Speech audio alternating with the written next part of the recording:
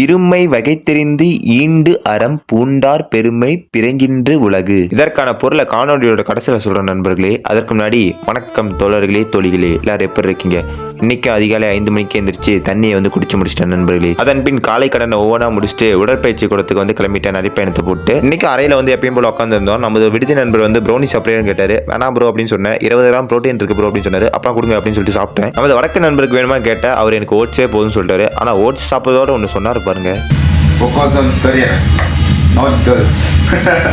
அப்படி சொன்னால் அவருக்கே 2 பிரேக்கப்பு. அதுக்கப்புறம் எப்பயும் போல போயிட்டு நம்ம வாட்ச் அவுட் ஆரம்பிச்சிட்டோம் நண்பர்களே. வாட்ச் அவுட் இருக்கும்போது இடைவேளைக்கு 5 ஸ்டாரும் தயிர் பாக்கெட் வாங்கிட்டு இருந்தேன். தயிர் பாக்கெட் பார்த்தீங்கன்னா களியும் சாப்பாடு எடுத்துட்டு வந்தேன். அதோட போட்டு சாப்பிட்டுட்டு இன்னைக்கான உடற்பயிற்சி தொடங்க ஆரம்பிச்சிட்டேன் நண்பர்களே. இன்னைக்கான உடற்பயிற்சி கை முன்புறம் மற்றும் முதுகு பகுதி. அதுக்கேற்ற மாதிரி 3 வேறுபாடுகள், இதுக்கேற்ற மாதிரி 2 வேறுபாடுகள். அது எல்லாத்தையும் போட்டு இன்னைக்கான உடற்பயிற்சியை வெற்றிகரமாக முடிச்சாச்சு. உடற்பயிற்சி முடிச்சுட்டு நேராக விடுதிக்கு ஜூட்டு விட்டதுக்கு அப்புறம் முட்டை திருப்பியும் காலி. அதனால ஒரு ட்ரே முட்டையை வாங்கிட்டு வந்துட்டேன் நண்பர்களே. நமக்கு 3 நாளைக்கு ஒரு தடவை முட்டை காலியாகி போயிடும். இப்போதைக்கு இதை வச்சு தான் வண்டி ஓடிட்டு இருக்கு. அதுக்கப்புறம் நமது விடுதி நண்பர்கள் உட்காந்து சாப்பிட்டு என்னது அப்படின்னு கேட்டேன். ஆள் சரியாந்திர பிளே பாயா இருக்காரு நண்பர்களே. எங்க இருந்தா இவருக்கு மட்டும் கிளைண்ட் கொடுக்குறாங்கன்னே தெரிய மாட்டேங்குது. ஏதாச்சும் ஒன்று வாங்கிட்டு சாப்பிட்டு இருக்காரு. அதில் நாம 2 ஸ்பூன் உள்ள தெளியாச்சு. அதுக்கப்புறம் குளிச்சு முடிச்சுட்டு காலை ஒன்று போயிட்டேன் நண்பர்களே. ஆனால் இது மதியானம் 2 மணி. அதெல்லாம் 2 வேளை சாப்பாட்டையும் ஒட்டுக்கா வச்சு அடிச்சு நொறுக்கியாச்சு. அதுக்கப்புறம் சிறிது நேரம் சாவாசனத்தை பண்ணிட்டு ராகி களியையும் முட்டையும் இரவு வேலைக்கு சாப்பிட்டுட்டு இன்னைக்கான நாளை வெற்றிகரமாக முடிச்சிட்டேன் நண்பர்களே. காலையில சொன்ன குரலுக்கு என்ன பொருள்னா, இம்மை மறுமை வகைகளை ஆராய்ந்து இங்க அரணையை மேற்கொண்டவரின் பெருமையே உயர்ந்தது. அப்படின்னா நல்லது கெட்டது யாரெல்லாம் ஆராய்ஞ்சு வாழ்றாங்களோ அவங்களே இந்த உலகத்துல மதிக்கக்கூடியவர்கள் அப்படின்னு திருவள்ளுவர் அன்னைக்கே சொல்லியிருக்காரு. அதுதான் அந்த குரலுக்கான பொருள். மீண்டும் வேறொரு காணொலியில் வேறொரு குரலோடு சந்திக்கிறேன். அது வரைக்கும் நன்றி, வணக்கம்.